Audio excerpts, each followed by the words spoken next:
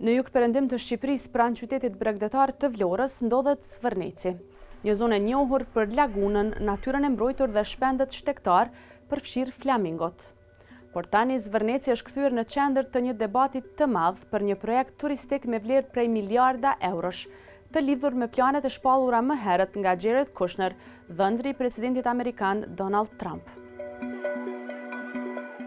Protestat nisën pasi në zonë filluan punimet përgatitore dhe rrethimi i një prune me gardh metalik.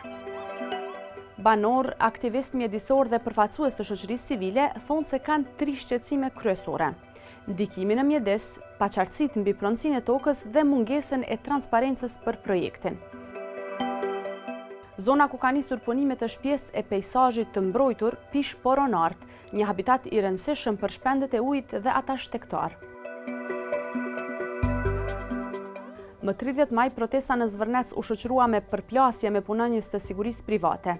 Një protestues me shtetësi shqiptare dhe greke u lëndua, duke nxitur edhe reagimin e Greqisë.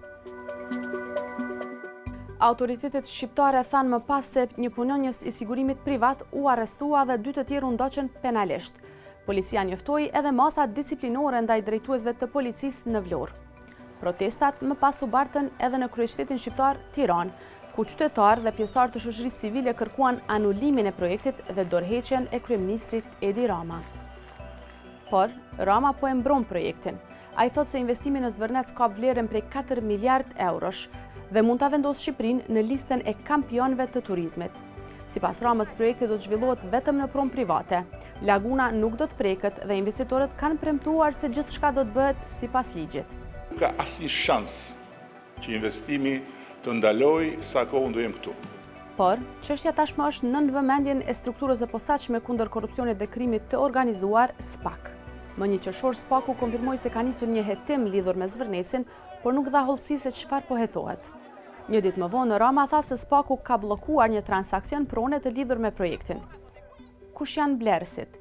Sipas të dhënave zyrtare, pronare e zonës së rrethuar në Zvërnec rezulton të jetë kompania Albania Land Development, e regjistruar në Agjencinë Shtetërore të Kadastrës më 27 maj 2025. Të dhënat e qendrës kombëtare të biznesit tregojnë se pronarët e kësaj kompanie janë vëllezërit nga Katari, Mohammad Muataz MHD Ruslan Al Khayat dhe Ramez MHD Ruslan Al Khayat. Ndërkaq, më 29 prill, Këshilli Kombëtar i Territorit dha leje për rrethimin dhe punime përgatitore për rrugët e qasjes brenda pronës.